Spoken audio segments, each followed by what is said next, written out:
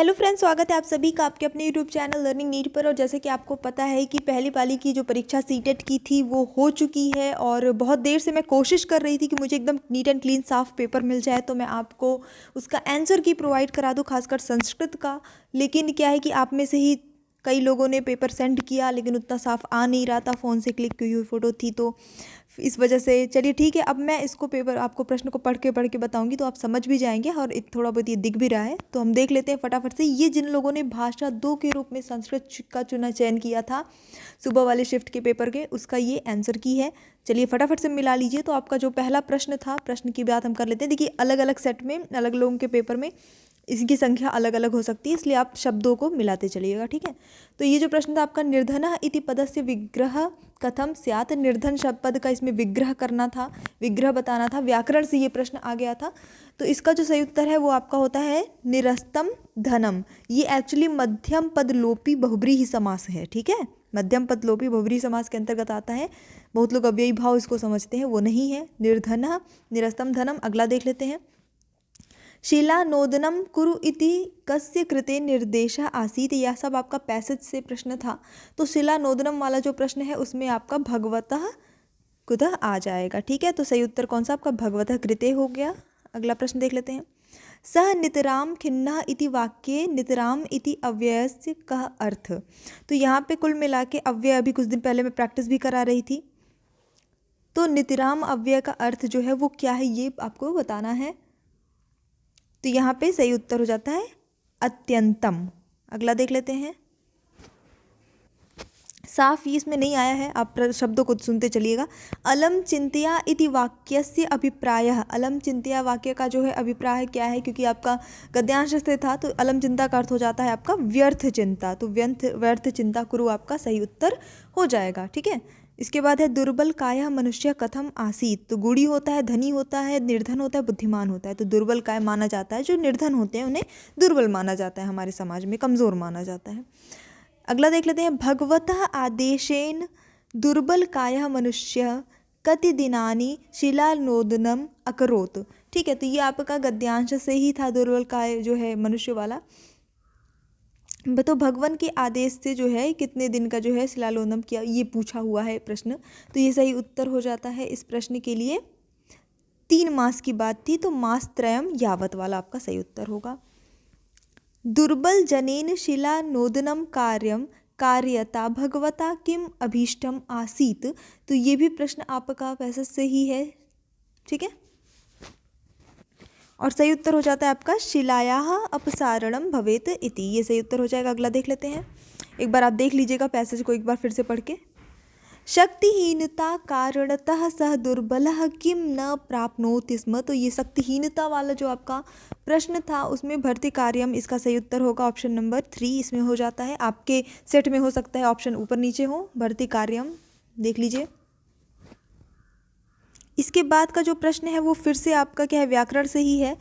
जल्पनादिकम तेन न कृतम मया सह इति वाक्यम कस्मिन वाच्य लिखितम। तो वाच्य से ये प्रश्न था और सही उत्तर इसका आपका कर्मवाच्य हो जाता है ऑप्शन नंबर 4। गृहे भोजनम न खादित्वा कह बहि आगच्छत। यहाँ पे भोजन न खा के मतलब कौन बाहर गया, ऐसा पूछा हुआ है घुमा फिरा के। तो सही उत्तर यहाँ पे हो जाता है पुत्र। आपका ऑप्शन नंबर 3 हो जाएगा पुत्रः।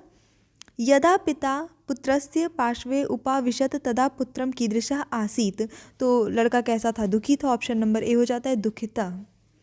इसके बाद है पुत्रः भोजनम न कृतवान इत्यतः माता कीदृशी आसीत। तो माता वाला यहाँ पे प्रश्न हो जाता है आपका, जिसमें माता वाली, तो उसमें माता भी दुखी रहती है, ठीक है, और जल भी जो है वो नहीं पीती रहती है। तो सही उत्तर हो जाता है आपका जलमपि न पीत्वा आसीत। इसके बाद आगे बढ़ जाएंगे अगले प्रश्न पे। तो पुत्रम बोधयितुम पितुः वाणी कीदृशी आसीत। ठीक है, वाणी कैसी थी ये पूछा जा रहा है। तो हृदय को स्पर्श करने वाली थी, हृदय स्पर्शिका इसका सही उत्तर हो जाएगा। अद्य मया किम कृतम इति कस्य मनसि विचार प्राचलत। ये इसका यहाँ पे प्रश्न है, विचार वाला जो आपका प्रश्न रहेगा। ध्यान दीजिएगा, शब्दों को सुनिएगा क्योंकि इसमें बहुत ब्लर दिख रहा है, इसमें सही आ नहीं रहा है, स्कैन सही से मतलब आया ही नहीं है। तो इसका जो सही उत्तर हो जाता है वो हो जाता है आपका मातुः। ऑप्शन नंबर 2 हो जाएगा मातुः। भोक्तुम इच्छा इत्यर्थे किम पदम अत्र प्रयुक्तम।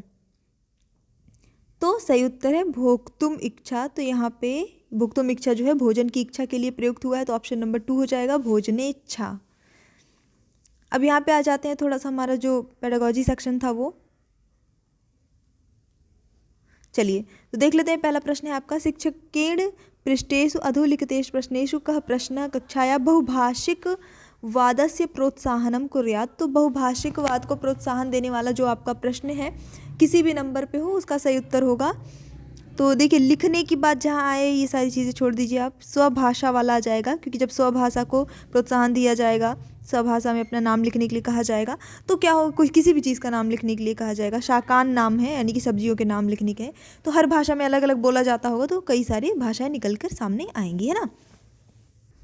इसके बाद जो अगला प्रश्न है, निरंतर कक्षासु अंत्यानुप्रासिक वितानामुपयोगः क्रियते यतः। ये वाला जो आपका निम्नतर कक्षा की बात यहाँ पे हो रही है, छोटी क्लासेस की जो बात हो रही है, तो अनुप्रासिक, ठीक है, इनमें से कौन सी उपयोग क्रियते। अब जैसे मैं आपको पढ़ाई थी कि अगर आपको कुछ नहीं समझ में आएगा तो आप इसको ब्रेक कर करके पढ़ लीजिएगा। जितने भी लोगों ने ऐसे किया होगा बिल्कुल उनका सही होगा। तो क्योंकि हम एक टारगेट लैंग्वेज पढ़ रहे हैं, तो यहाँ पे जो सही उत्तर होना चाहिए वो आपकी हो जाएगी लक्ष्य भाषा। ताभी लक्ष्य भाषा, या यहाँ पे जो आपको दिख रहा है यहाँ पे, त्याभी विद्यार्थिना लक्ष्य भाषाएं भाषितुम अवसरम प्राप्त। जितने अवसर देंगे बच्चा उतनी ही वो लक्ष्य भाषा को सीखेगा। अच्छा, और इसमें भी लक्ष्य भाषा है, लेकिन इसलिए क्योंकि जब मैंने आपको पढ़ाया था संस्कृत शिक्षण तो बताया हुआ था, उसमें काफ़ी पहले थ्योरी वीडियो भी पढ़े हुए हैं कि व्याकरण जो है वो थोड़े ऊपर लेवल पे आ जाता है। जूनियर लेवल पे यही प्रश्न आया होता तो आपका व्याकरण वाला सही उत्तर हो जाता है ना। छोटे लेवल पे इतना ही रहता है कि बच्चा जो है शब्दों को जान जाए, थोड़े बहुत शब्दार्थ जान जाए, थोड़ा बहुत सिंपल सेंटेंस समझ जाए, इतना ही रहता है। बहुत व्याकरण का ज्ञान संस्कृत में ज़रूरी नहीं होता है। द्वितीय भाषा में एका शिक्षिका कक्षायां श्रवण संबंधी गतिविधिं करेतुं निश्चितं कृतवती। साथ ही आपका जो ये वाला प्रश्न है सीधे सीधे से उत्तर ही देख लेते हैं। तो श्रवण संबंधी गतिविधियाँ जो है वो करने का निश्चय करती है, तो वैसे में ऐसी गतिविधियाँ जो कुछ भी वो कर रही है वो किसके अंतर्गत आ जाएगी, वो आपकी आ जाएगी श्रवणांतर्गत विधियाँ, तो यानी कि सुनने वाली जो गतिविधियाँ होती हैं वो श्रवण के अंतर्गत। इसके बाद है अगला प्रश्न आपका, देखिए ये एक टेंटेटिव आंसर है, बाकी ये भी सही है कि कहीं ना कहीं सीटेट का जो आंसर की आता है वो थोड़ा बहुत 19-20 रहता है, इसमें कोई डाउट नहीं है। तो एक आध दो प्रश्न आप थोड़ा सा उसको अपना जितना आएगा उससे थोड़ा सा एक दो प्रश्न ऊपर नीचे ही मान के चलिएगा, है ना, क्योंकि कई बार बहुत अनएक्सपेक्टेड से आंसर कीज आए हुए हैं और कई बार गलत आंसर्स की भी आए हुए हैं, पिछली बार का सबको पता ही है, ठीक है। तो 3 नंबर आगे पीछे मान के चलिएगा। भाषा कक्षा है चित्राणाम, अब ये आपका जो भाषा कक्षा और चित्र वाला प्रश्न है ना, विज्ञापन प्रयोग विषय अधोलिखितेषु कर उक्ति न समीचीन। तो देखिए प्रश्न निगेटिव है कि भाषा कक्षा में चित्र है, ठीक है, विज्ञापन सब प्रयोग ये सारी चीज़ों के विषय में पढ़ाना है, क्या इसमें से सही नहीं है, गलत वाली चीज़ बताना है, ठीक है। तो सही उत्तर क्या हो जाएगा यहाँ पे, श्रवण कौशल, क्योंकि अभी हमको चित्र की बात हो रही है, विजुअल की बात हो रही है, विजुअलाइजेशन की बात हो रही है ना, तो यहाँ पे श्रवण कौशल का विकास जो है वो विकास के अवसर का लाभ उसको नहीं मिलेगा चित्रों से, है ना। श्रवण कौशल के सुनने के मीडियम्स की ज़रूरत पड़ेगी। तो ये वाला आपका श्रवण कौशल विकास वाला जो है सही इसका सही उत्तर रहता है। अगला देख लेते हैं, फटाफट से देख लेंगे, चलिए अब जल्दी एक्सप्लेन नहीं करेंगे। उद्गामी साक्षरतास्तरे, ये आपका इमरजेंट लिटरेसी स्टेज वाला जो उत्तर है। तो देखिए इमरजेंट लिटरेसी स्टेज जो माना जाता है, प्राइमरी में माना जाता है, वो ये आ जाता है कि बच्चा जो है वो अक्षर समझ जाए और शब्दों को समझने लगे, लिखने लगे और छोटे छोटे वाक्य भी बनाने लगे, है ना। तो देखिए ओवरऑल में उत्तर ये वाक्य का हो जाना चाहिए, क्योंकि 5th लेवल तक की अगर बात करते हैं तो वाक्य निर्माण हो जाना चाहिए। लेकिन क्योंकि द्वितीय भाषा है, द्वितीय भाषा में है, और अभी आपको तो पता ही है कि जो चीज़ें प्राइमरी लेवल के लिए सेट की गई हैं, सरकारी स्कूल के लिए जो सेट की गई वो अलग है। अब सीबीएसई क्या मान रहा है वो उतना अभी देखना पड़ेगा कि सीबीएसई इसका आंसर क्या सही मानता है, ठीक है। तो अक्षर निर्माण तो बहुत छोटी कक्षा की बात हो जाती है, 1-2 की बात होती है। 5th लेवल तक में छोटे छोटे वाक्यों का निर्माण छात्र कर सकता है, लेकिन शब्द वाला भी हो सकता है। तो इन दोनों में मुझे डाउट है, शब्द और वाक्य में। इमरजेंट लिटरेसी स्टेज एकदम स्टार्टिंग की लिटरेसी स्टेज की बात हो रही है, क्योंकि और लेखन वर्ग की बात हो रही है ना, इसको देख लीजिएगा। इसमें थोड़ा सा क्योंकि मुझे डाउट है तो आपको मैं एग्जैक्ट नहीं बता रही हूँ कि आप इसको मान के चलिए। विद्यार्थिना भाषाया व्यवहारस्य आकलनार्थं निम्नलिखितेषु किं सर्वाधिकं महत्वपूर्णम। तो भाषा को व्यवहार के रूप से आकलन करने के लिए जो सबसे महत्वपूर्ण होगा वो क्या होगा? भाई बातचीत करेंगे, इंटरेक्शन करेंगे, वार्तालाप करेंगे, तभी तो व्यवहार में उनके भाषा का आकलन हो पाएगा कि कितना वो अपने व्यवहार में ला पा रहे हैं पढ़ी हुई चीज़। बालस्य भाषा ग्रहणे अधस्तनेषु कसी भूमिका सर्वतो महत्वपूर्ण। तो भाषा अधिग्रहण में जो सबसे ज़्यादा महत्वपूर्ण होता है बाल के तो की लैंग्वेज में, तो देखिए सबसे पहले तो परिवार होता है, क्योंकि भाषा जब सीखना स्टार्ट करता है बच्चा वो परिवार से ही सीखना स्टार्ट करता है। परिवार की भाषा का हमेशा बच्चे पे प्रभाव पड़ता ही पड़ता है। व्याकरण नियम जो है कंठस्थीकरणम, तो ये आपका निगेटिव हो जाता है जहाँ पे भी कंठस्थीकरण की बात होती है। कौन से पद्धति किस ब्लैंक पद्धति केंद्रम अस्ति, तो इसको देख लेंगे हम यहाँ पे। ये आपका हो जाता है प्रत्यक्ष पद्धति, डायरेक्ट मेथड्स के करीब हो जाता है, आपका ऑप्शन नंबर 3 हो जाता है, ये प्रत्यक्ष पद्धति हो जाता है इसका सही उत्तर। अगला देख लेते हैं। भाषायाः अधिगमस्य कृते किं न महत्वपूर्णम, भाषा के अधिगम में क्या महत्वपूर्ण नहीं है? तो अनुवाद तो बहुत महत्वपूर्ण है, खासकर जब हम द्वितीय भाषा पढ़ा रहे हैं, बिना अनुवाद के तो पढ़ा ही नहीं पाएंगे। अच्छा, भाषा सीखने के लिए प्रोत्साहित करना, भाषा के प्रयोग का अवसर देना, ये भी ज़रूरी है। आत्मविश्वास, ठीक है, आत्मविश्वास होना चाहिए। अधिगम प्रति प्रवृत्ति, तो अधिगम की प्रवृत्ति होना भी बहुत ज़रूरी है। तो अब जो चारों में से जो कम महत्वपूर्ण है या वो हो जाता है आपका आत्मविश्वास, क्योंकि भाई पहले भाषा वगैरह सीखेंगे, सब सीख लेंगे तब तो आत्मविश्वास आएगा। सबसे लास्ट में आता है ना आत्मविश्वास, पहले से नहीं आ जाता है। जब तक भाषा बच्चा सीखेगा नहीं तब तक आत्मविश्वास नहीं आ सकता। ठीक है, फटाफट से बस थोड़े से बचे हैं, देख लेंगे। एक आपका है लेखनार्थन बालान अध्यापन समय, फिर इसके बाद यही सब काला काला हो गया है हालांकि। तो यहाँ पे देख लेते हैं इस प्रश्न का जो सही उत्तर हो जाता है लेखनार्थम बालान अध्यापन, इसका सही उत्तर हो जाएगा स्वविचारान लेखितुम बालेभ्य अवसर दास्यात्, यानी अपने विचार लिखने के अवसर बालक को देने चाहिए। छात्राणाम कृते एक काम वाला जो आपका प्रश्न था, ठीक है, उसका सही उत्तर हो जाएगा आपका सा सामग्री संदर्भानुकूल भवेत, यानी कि जो भी टीचिंग लर्निंग मटेरियल है वो संदर्भ के अनुकूल होनी चाहिए और संगठित रूप से उसका उपयोग किया जाना चाहिए।